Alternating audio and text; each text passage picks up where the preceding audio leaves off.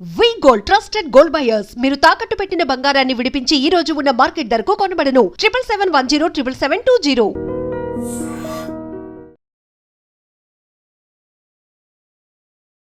Welcome to iDream media.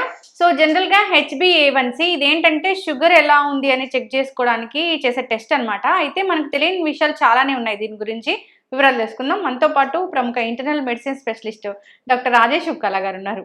Doctor గారు నమస్తే అండి. నమస్తే. డాక్టర్ గారు, జనరల్గా HbA1c ఇదే షుగర్ని నిర్ధారించే ఒక అఫీషియల్ టెస్టా?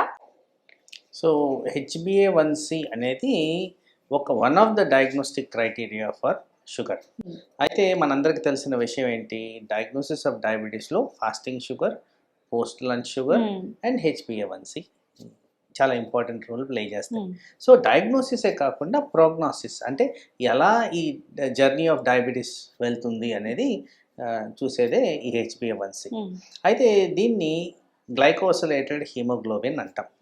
గ్లైకోసిలేటెడ్ హీమోగ్లోబిన్ అంటే షుగర్ అతుక్కోనున్న హీమోగ్లోబిన్, అంటే హీమోగ్లోబిన్కి సంబంధించిన ఒక ప్రక్రియ ఇది.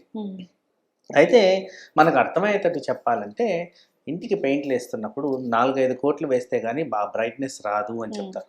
అలాగే ఈ coating of haemoglobin with sugar molecule అదే గ్లైకోసిలేటెడ్ హీమోగ్లోబిన్. సో నార్మల్గా ఒక ఎర్ర కణంకి సంబంధించిందే హీమోగ్లోబిన్. ఈ ఎర్ర కణం లైఫ్ స్పాన్ 120 days ఉంటుంది, 3 నెలలు. ఆ 3 నెలల యావరేజ్ సూచించేదే ఈ HbA1c. సో ఈ HbA1c కారణంగా మనకి లాంగ్ టర్మ్ షుగర్ కంట్రోల్ ఎలా ఉంది, 3 నెలల్లో ఎలా జరుగుతుంది. సో జనరల్గా నా ప్రాక్టీస్లో నేను గమనించేది ఏంటి, బ్లడ్ టెస్టులు చేయించుకునేటప్పుడు స్ట్రిక్ట్గా ఉండేసి ఏమి తినకుండా ఆ రోజు ఉదయం సాయంత్రం కరెక్ట్గా ఉందని చూపిస్తారు. కానీ వాస్తవానికి HbA1c చెక్ చేస్తే అసలు ఓవరాల్ ఎలా ఉండింది అనేది మనకి ఏర్పడుతూ ఉంటుంది. ఒక నార్మల్ పర్సన్లో 5.7 and బిలో ఉంటే ఇది నార్మల్ కింద కన్సిడర్ చేస్తాం. 5.7 and below. Pre diabetic stage అనేది 5.7 నుంచి 6.4 వరకు ప్రీ డయాబెటిక్ స్టేజ్ కింద కన్సిడర్ చేస్తాం. 6.5 and above ఈజ్ డయాబెటీస్. అయితే ఒక డయాబెటిక్ పర్సన్లో జనరల్గా మా టార్గెట్ 6.5 ఉండేటట్టు చేస్తాం. ఎప్పుడైతే ఈ HbA1c హై లెవెల్కి చేరుకుంటుందో, హై లెవెల్ అంటే సహజంగా చాలా మందిలో ఆల్మోస్ట్ 80% ఆఫ్ పేషెంట్స్లో అరౌండ్ 8 కనిపిస్తూ ఉంటుంది, 8 and above. ఇది ఆర్గన్ డిస్ఫంక్షన్కి సంకేతం. 8 నుంచి పెరిగితే ఐడియల్గా 6.5 ఉండాలి. హయ్యర్ నెంబర్స్ ఉంటే ఇది ఆర్గన్ డిస్ఫంక్షన్కి సంకేతం. ఏదైతే మేము డయాబెటిక్ కాంప్లికేషన్స్ అని మాట్లాడతాం, ఎక్కువ శాతంలో డయాబెటిక్ పుండు మానకపోవడం, రక్త ప్రసరణ లోపించడం, హార్ట్ ఎఫెక్ట్ అవ్వడం, బ్రెయిన్ ఎఫెక్ట్ అవ్వడం, కిడ్నీలు ఎఫెక్ట్ అవ్వడం, ఏవైతే డయాబెటిక్ రిలేటెడ్ కాంప్లికేషన్స్ అన్నీ ఉంటాయో అవి తరచుగా దీనికి సంబంధించిన వార్నింగ్ మిస్ అయినప్పుడే మనం చూస్తూ ఉంటాం. అంటే ఎవరైతే HbA1c పెరుగుతూ కూడా నెగ్లెక్ట్ చేస్తారో, ఇదేముంది లేదు ఒక నంబరే, HbA1c చెక్ చేసుకోరో, జస్ట్ ఆ బ్లడ్ టెస్ట్ ఇంట్లోనే షుగర్ చెక్ చేసుకొని నేను బాగున్నాను, ఇలా సెల్ఫ్ చీటింగ్ చేసుకునే వాళ్ళకి ఇది వచ్చేదానికి ఛాన్స్ ఎక్కువ. సో HbA1c కారణంగా మనకి long term complications of diabetes రాకుండా మనం సరి చేసుకోవచ్చు. సో దాని మీద అక్యూట్ అటెన్షన్ అనేది పే చేయాలి. తర్వాత ఈ మధ్యకాలంలో ఏవైతే ప్రతి సంవత్సరం వస్తున్న రివిజన్ ఆఫ్ డయాబెటిక్ గైడ్ లైన్స్లో HbA1cని ఫోకస్గా తీసుకొని HbA1c హై 10 and above ఉంటే కంపల్సరీ ఇన్సులిన్ ఇవ్వండి అంటారు. ఈ పాయింట్ ఎందుకు చెప్తున్నానంటే, నేను ఎప్పుడన్నా పేషెంట్ గురించి మాట్లాడుతున్నప్పుడు పేషెంట్తో డిస్కషన్ పాయింట్ వచ్చి HbA1c ఎక్కువగా ఉంది, కాస్త ఇన్సులిన్ వెంటనే వద్దు మాకొద్దు. వాళ్ళకున్న అపోహ ఏంటంటే, ఒక్కసారి ఇన్సులిన్ పెడితే లైఫ్ లాంగ్ ఇన్సులినే అనే అపోహలో ఉంటారు. వాస్తవానికి టెంపరీకి కూడా ఇన్సులిన్ పెట్టి ఆ HbA1cని కాస్త కరెక్ట్ అయ్యే విధంగా చేసి డ్యామేజ్ టు ఆర్గన్స్ కాకుండా చేసే విధంగా కాస్త రోజులు, మేబీ 3 months 4 months వాడిన తర్వాత దాన్ని ఇన్సులిన్ కూడా మానేదానికి అవకాశం ఉంటుంది. అది చాలా ఇంపార్టెంట్గా గ్రహించాలని చెప్పి నేను చెప్పదలుచుకున్నాను. డాక్టర్ గారు, ఇప్పుడు HbA1c బట్టే మీరు మందులు రాస్తారా? HbA1c ఇంత ఉంటే మందులు, లేదా ఫాస్టింగ్ పోస్ట్ దాన్ని బట్టి మందులు రాస్తారా? చాలా ఇంపార్టెంట్ క్వశ్చన్ అడిగారు. HbA1c ఒక్కదాన్ని పెట్టుకొని మందులు డిసైడ్ చేయాలి. సో ఈ మధ్యకాలంలో ఇదివరకు మనం కూడా డిస్కస్ చేసిన point continuous glucose monitoring, CGM. ఈ గ్లూకోజ్ మానిటరింగ్లో ఏం తెలుస్తుందంటే ఎక్కడ ఏ పద్ధతుల్లో షుగర్ పెరుగుతుంది, ఏ కారణంగా పెరుగుతుంది అనేది 24 గంటల్లో ఒక గ్రాఫ్ అనేది మనకు వస్తుంది. సో ఈ గ్రాఫిక్ రిప్రజెంటేషన్లో నేను ఎక్కడ కాన్సన్ట్రేట్ చేస్తే షుగర్ అదుపులోకి వస్తుంది, ఉదయమా, మధ్యాహ్నమా, రాత్ర. అండ్ నేను ఎప్పుడు చెప్తున్నట్టే షుగర్ అనేది ఒట్టి మెడిసిన్తోనే కంట్రోల్ కాదు, దీంట్లో చాలా రకాల ప్రక్రియలు ఇన్వాల్వ్ అయి ఉన్నాయి. మనం చేసే ఎక్సర్సైజ్, మనం పోయే నిద్ర, మనం తినే డైట్, ఇవి చాలా క్రూషియల్ రోల్స్ ప్లే చేస్తాయి. కాబట్టి ఒక మెడిసిన్ మీదే కాదు. అందుకోసమే CGM వచ్చినప్పుడు ఏం అర్థమవుతుందంటే ఎలా మన షుగర్ ఫ్లక్చుయేషన్స్ జరుగుతున్నాయి, మనం తిన్నప్పుడు ఏం జరుగుతుంది, మందులు ఏ విధంగా కంట్రోల్ చేయగలుగుతున్నాయి, ఇదంతా ఇన్ఫర్మేషన్ అయితే వస్తుంది. సో హోలిస్టిక్గా మేము ఈ ఇన్ఫర్మేషన్ మొత్తం తీసుకొని HbA1c ఒక్కదాని మీదే కాకుండా వీటి మీద కూడా ఆధారపడి మేము డోసేజ్ అనేది డిసైడ్ చేస్తాం. కానీ లాంగ్ రన్లో ఏవైతే 3 నెలలు డ్యూరేషన్ది HbA1c ద్వారా మేము ఆర్గన్ ఫంక్షనాలిటీ చూస్తున్నాం కాబట్టి అది కూడా కంట్రోల్ అయ్యేటట్టు ఈ మందుల్ని కాంబినేషన్ థెరపీలో ఇవ్వడం అనేది జరుగుతుంది. ఓకే డాక్టర్ గారు, ఇప్పుడు HbA1cని మేము మెయింటైన్ చేయాలి అంటే ఏం చేయాలి అసలు? సో HbA1c ప్రాపర్గా మెయింటైన్ చేయాలంటే మీకు ఎవ్రీడే కంట్రోల్ అనేది ఇంపార్టెంట్. ఫర్ ఎగ్జాంపుల్ మనము తిరుపతి వెళ్ళాం, ప్రసాదం తెచ్చుకొని ఆ లడ్డు కాస్త తినకుండా కాస్త ఎక్కువగా తిన్నాం, మీ ఎక్స్కర్షన్ అనేది ఎక్కువ ఉంటుంది. కానీ అందరికున్న అలవాటు ఏంటి, ఒక లడ్డుతో వచ్చారు, 4 లడ్డులు తెచ్చుకొని 4-5 రోజులు తినడానికి ట్రై చేస్తారు. ఈ 4-5 రోజులు ఇంపాక్ట్ ఏదైతే ఉందో చాలా హై లెవెల్ ఆఫ్ షుగర్ ఉంటుంది. ఆ లెవెల్ ఆఫ్ షుగర్ వల్ల ఏమవుతుంది, HbA1c మీద ఉన్న కోటింగ్ అనేది పెరుగుతూ వస్తుంది. సో లాంగ్ టర్మ్ రిపర్కషన్స్ అనేది పెరుగుతూ ఉంటాయి. మనం తినింది ఆ 4 రోజులే కదా, మిగతా రోజులు స్ట్రిక్ట్గా ఉన్నాం అంటున్నాం.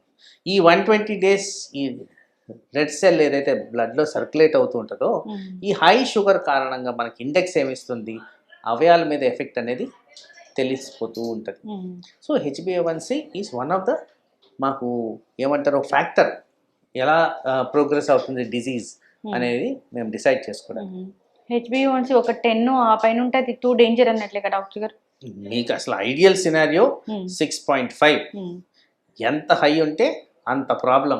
మీరు అడిగిన 10 అయితే మరీ ఇంత ప్రాబ్లం ఎక్కువగా, ఇంకా అంటే హార్ట్ అటాక్, బ్రెయిన్ అటాక్ తిరిగి వచ్చేస్తుంది. కాబట్టి అలాంటి లెవెల్స్ రాకుండా చేసుకోవడం ముఖ్యం.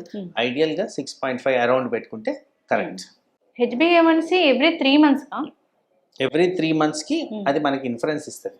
అయితే మీరు అడిగిన దాంట్లో ఎవ్రీ 3 months అన్నప్పుడు ఈ ఎర్ర కణం ఏదైతే ఉంటుందో దాని లైఫ్ సైకిల్ బట్టి HbA1c అనేది డిసైడ్ అవుతుంది. ఎర్ర కణాల లైఫ్ సైకిల్ డిసైడ్ చేసేది ఏంటి, ఐరన్ లోపాలు ఉన్న వాళ్ళకి HbA1c ఫాల్స్లీ హై చూపించేదానికి ఆస్కారం ఉంది. అలాగే ఈ ఎర్ర కణం లైఫ్ సైకిల్ ఏదో కారణంగా తగ్గితే HbA1c లోగా చూపించేదానికి కూడా ఆస్కారం ఉంది. ఈ పరిమాణాలన్నీ కూడా ఆ డాక్టరు విశ్లేషించి ఏ విధంగా దీన్ని నేను కరెక్ట్గా తీసుకోవాలి అంటే, మీకు ల్యాబ్లో ఇచ్చిన రిపోర్ట్ని వెంటనే మీరు హైరాణ పడాల్సిన అవసరం లేదు. డాక్టర్ యూజువలీ ఇది వేరే వాటితో రెఫరెన్స్ తీసుకొని ఇది కరెక్టా కాదా అనేది కూడా డయాగ్నోస్ చేయడం అనేది జరుగుతుంది. పర్టికులర్గా ఎవరికైతే కొత్తగా షుగర్ డయాగ్నోస్ అవుతుందో వాళ్ళలో HbA1c ఒకటి పట్టుకొని డయాగ్నోస్ చేయడానికి ఉండదు, వేరే ఫ్యాక్టర్స్ కూడా మేము కన్సిడర్ చేస్తాం. ఈ మధ్య కాలంలో కొత్త రకాల బ్లడ్ టెస్ట్లు, ఇన్సులిన్ లెవెల్స్ ఎలా ఉన్నాయి, హోమా IR టెస్ట్ అనేది ఒకటి వచ్చింది, అది ఎలా ఉంది, తర్వాత CGM ఎలా ఉంది, ఫాస్టింగ్ పోస్ట్ లంచ్ ఎలా ఉంది, సిరీస్ ఆఫ్ టెస్ట్లు ఉన్నాయి. కాబట్టి వీటి మీద మనం డయాగ్నోస్ చేయడం అనేది జరుగుతుంది. ఒక sugar patient post lunch, fasting, post HbA1c, insulin ఎలా ఉంది అనే టెస్ట్ కూడా ఉందా? ఇంకా ఇన్సులిన్ లెవెల్స్ ఎలా ఉంది అనేది హోమా IR ఇండెక్స్ అనేది ఒకటి ఉంది, అది కూడా ఇన్సులిన్ రెసిస్టెన్స్ ఎలా డెవలప్ అవుతుంది అనేది కూడా చూపిస్తుంది. సో వివిధ రకాల టెస్ట్లు, so much of newer techniques అనేవి వస్తూనే ఉన్నాయి. ఈ టెస్ట్లన్నీ చేయించుకోవాలి. జనరల్ గా కూడా ఈ టెస్ట్లన్నీ ఎందుకు, ఇన్ని టెస్టులు రాశారు ఎందుకు, డాక్టర్ల మీద అబాండాలు వేస్తూ ఉంటారు. కానీ రాసింది ఎవరి కోసం అనేది మనకు అవగాహన ఉండాలి కదా. అబ్సల్యూట్లీ. ఇప్పుడు ఒక డోసేజ్ ఆఫ్ టాబ్లెట్స్ వాడుతున్నారు, వాళ్ళకి HbA1c ఇప్పుడు ఎక్కువ ఉన్నప్పుడు ఈ టాబ్లెట్స్ రాస్తారు. నెక్స్ట్ వాళ్ళకి HbA1c తగ్గిపోయింది అంటే ఒక 3 months తర్వాత, అంటే డోస్ తగ్గిపోతుందా? సో బేసిక్లీ HbA1c టార్గెట్ నేను ఇందాక చెప్పాను చూడండి 6.5 అరౌండ్, అలా కాకుండా 6.5 బిలో వచ్చి హైపోగ్లైసీమియా సిమ్టమ్స్ వస్తుంటే డోస్ తగ్గిస్తాం. నా టార్గెట్ వచ్చేసింది కదా అని డోస్ తగ్గించను. టార్గెట్ ఎందువల్ల వచ్చింది? వాడడం వల్ల, మనం వాడిన మందుల మూలాన వచ్చింది. ఆ మందులు తీసేస్తే మళ్ళీ పెరుగుద్ది. కాబట్టి ఆ విధంగా టార్గెట్కి వస్తే టార్గెట్ మీద ఆ మందులు కంటిన్యూ చేయడం అనేది జరుగుద్ది. ఇప్పుడు ఎప్పుడైనా వీళ్ళు మెయింటైన్ చేయట్లేదు సరిగా షుగర్ లెవెల్స్ అన్నప్పుడు అది అన్ని అవయవ ఆర్గాన్స్ మీద ఇబ్బంది అనేది చూపిస్తుంది. ఆ డాక్టర్ గారు జనరల్గా కూడా సీజిఎం అంటే కూడా అందరూ అదేదో పిన్ను అదేదో పెడతారు అట్లా భయపడుతూ ఉన్నారు. దాని గురించి ఏం చెప్తారు? సో ఇది చాలా సింపుల్ డివైస్ అండి. ఒక స్టిక్కర్ పెట్టినట్టే అనిపిస్తుంది మనకి. చేతి భాగం మీద పెడతారు. సో దానివల్ల భయపడాల్సిన అవసరమే లేదు. దానివల్ల బెనిఫిషియల్ ఎఫెక్ట్స్ చాలా ఉంటాయి. చాలా మంది అంటారు నేను డైట్ ప్రాపర్గా తీసుకుంటున్నాను, మీరు చెప్పిన అన్ని ఫాలో అవుతున్నాను, అయినా కానీ నాకు షుగర్ పెరుగుతుంది. ఇలాంటి ఇన్ఫర్మేషన్ CGM ద్వారా చాలా ఈజీగా వస్తుంది. ఏ టైంలో పెరుగుతుంది, ఏ కారణంగా పెరుగుతుంది అనేది అనలిటికల్గా డాక్టర్కి చాలా హెల్ప్ఫుల్గా ఈ CGM అనేది పనిచేస్తుంది. కాబట్టి ఆ విధంగా పేషెంట్కి బెనిఫిట్ అవుద్ది. కాబట్టి ఎవెన్చువల్లీ ఏమవుతుందంటే మేము కరెక్టివ్ మెజర్స్ తీసుకొని ఎక్కడ ఏం చేస్తే కరెక్ట్ అవుద్ది అనేది కూడా మాకు గైడెన్స్ వస్తుంది. కాబట్టి CGMకి చాలా important role in the management of diabetes. Long టర్మ్లో HbA1c కూడా ఇక్కడ మన కంట్రోల్లో వచ్చేస్తుంది. కాబట్టి ఆ విధంగా అవయాల మీద ఎఫెక్ట్స్ పడకుండా, కాంప్లికేషన్స్ రాకుండా, కాంప్లికేషన్స్ ఫ్రీ డయాబెటీస్ని మెయింటైన్ చేయడమే మా లక్ష్యంగా మేము మెయింటైన్ చేస్తాం. ఇన్సులిన్ తీసుకుంటే అసలు కాంప్లికేషన్స్ రావు, షుగర్ కూడా పెరగదు. కాంప్లికేషన్స్ రావు అంటే ప్రాపర్ పద్ధతులు. ఇన్సులిన్ దగ్గర కూడా చాలా అపోహలు ఉన్నాయండి. తీసుకునే విధానం ఎక్కడైనా తీసుకోవచ్చు శరీరంలో అనేది ఉంది. దానికి ఒక స్ట్రిక్ట్ గైడెన్స్ ఉంది. ఏ పార్టీలో తీసుకోవాలనేది మీ డాక్టర్ గారిని అడిగితే క్లియర్గా చెప్తారు. ఏ విధంగా తీసుకోవాలి, ఇన్సులిన్ ఏ విధంగా స్టోర్ చేయాలి, ఇవన్నీ కూడా క్లుప్తంగా తెలుసుకొని ఆ విధంగా చేస్తేనే ఇది మనకి సరిగ్గా బాడీలో ఎక్కుతుంది. టాబ్లెట్స్, ఇన్సులిన్ ఏది best? Always insulin is best.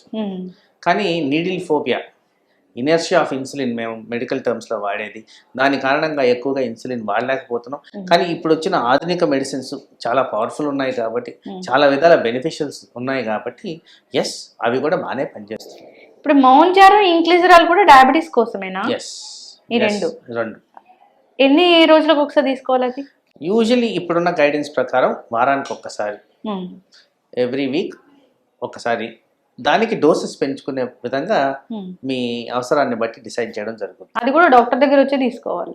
అంటే ప్రిస్క్రిప్షన్ అనేది మేము ఇవ్వడం జరుగుతుంది, ఇంట్లో ఉంటే తీసుకోవచ్చు. ఇప్పుడు మెడికల్ షాప్కి వెళ్ళి కూడా తీసుకొని డైరెక్ట్గా ఒబెసిటీ తగ్గించుకోవచ్చు, డయాబెటీస్ తగ్గించుకోవచ్చు అనేది నడుస్తుంది డాక్టర్ గారు బయట. జనరల్లీ నాట్ అడ్వైజబుల్, బికాస్ అది సైడ్ ఎఫెక్ట్స్ ఏంటి, మీ ప్రొఫైల్కి సరిపోద్దా లేదా, కొన్ని కండిషన్స్లో పర్టికులర్గా thyroid cancer, pancreatic cancer, pancreatitis అనే కండిషన్, ఇలాంటి వాటిల్లో ఇట్లాంటి మంజోరో లాంటి డ్రగ్స్ వాడకూడదు. కాబట్టి మీరు డాక్టర్ని కలిసి ఆ ఎక్స్పర్ట్ ఒపీనియన్ ద్వారా ఎంత డోస్ తీసుకోవాలనేది డిసైడ్ చేసుకోవడం మంచిది. అంటే పేషెంట్స్ వచ్చినప్పుడు ఇప్పుడు కొత్త ఇంజెక్షన్స్ వచ్చాయి తీసుకోవచ్చా డాక్టర్ గారు, ప్రిస్క్రైబ్ చేస్తారని అడుగుతున్నారా? జనరల్గా అడుగుతున్నారు. అక్కడ ఫ్యూ థింగ్స్, ఫైనాన్షియల్ ఆస్పెక్ట్ కొద్దిగా ఎక్స్పెన్సివ్ ఉంది. తర్వాత రెగ్యులర్గా వేసుకోవాలి. అంటే ఈ ఇంజెక్షన్స్ వచ్చిన బెనిఫిట్స్ ఏవైతే ఉంటాయో ఆ ఇంజెక్షన్ వాడినంతసేపే ఉంటాయి. అవి మానేస్తే రివర్సల్ అనేది చాలా హై ఛాన్సెస్ అనేది ఉంది. తర్వాత కొంతమందిలో కాస్త గ్యాస్ట్రో ఇంటెస్టైనల్ సిమ్టమ్స్, అంటే జీర్ణాశయానికి సంబంధించిన symptoms like vomiting, diarrhoea, constipation, కడుపులో నొప్పి, ఇలాంటివి రావడం జరుగుతుంది. కాబట్టి ఇవన్నీ గమనించుకోవాలి. కాబట్టి ఇది డాక్టర్ సలహాలు, సూచనల ద్వారా తీసుకోవడం అనేది ముఖ్యం. చక్కటి ఇన్ఫర్మేషన్ డాక్టర్ గారు. తెలీదు నాకు ఆ మౌంజారో ఎలా పనిచేస్తుంది, ఏంటి, ఈ టాబ్లెట్స్ ఉన్నాయి కదా ఇవే వేసుకోవచ్చా అనే వాటి గురించి కన్ఫ్యూజన్ ఉంటుంది. కాకపోతే కొత్త మందు వచ్చింది దాన్ని ట్రై చేద్దాం అనుకునే వాళ్ళు కూడా ఉంటారు. వీక్లీ వన్స్ కాబట్టి అది మనకి తీసుకుంటే సరిపోతుంది. కానీ పూర్తి స్థాయిలో షుగర్ని తగ్గిస్తుంది అంటే అది కూడా లేదు కదా, అది కూడా మెయింటైన్ చేయడమే కదా. ఇప్పుడు ఈ మందులు, ఈ ఇన్సులిన్ ఎలాగో ఈ మౌంజారో కూడా వీక్లీ వన్స్ అలాగే డాక్టర్ గారు? కంప్లీట్గా డయాబెటీస్ని అయితే రివర్స్ చేయదు. ఊబకాయని తగ్గిస్తుంది, షుగర్ని అదుపులో ఉంచుద్దే. కానీ అది కూడా అది వేసుకున్నంత వరకే దాని బెనిఫిట్స్. అది మానేస్తే రివర్సల్ అనేది చాలా హై ఛాన్సెస్. ఇక్కడ ఊబకాయం మెయిన్ టార్గెట్. కాంప్లికేషన్స్ అయితే ఉన్నాయి. రిలేటెడ్ అడ్వర్స్ ఈవెంట్స్ అయితే ఉన్నాయి. అవి తక్కువే కానీ డాక్టర్ని సంప్రదించి తీసుకోవడం అనేది ముఖ్యం. చక్కటి ఇన్ఫర్మేషన్ డాక్టర్ గారు. HbA1c అనేది ఒక మంచి టెస్ట్, దాన్ని చేయించుకోవాల్సిందే డాక్టర్ చెప్పినప్పుడు. 3 నెలలకు ఒకసారి దాన్ని చేస్తారు. సో దాన్ని బట్టి మందులు రాస్తారా అంటే డిపెండ్స్ ఆన్ వాళ్ళ కండిషన్. ఇంకొకటి CGM అని కూడా ఉంటుంది, దాన్ని బట్టి మందులు రాయడం అనేది జరుగుతుంది.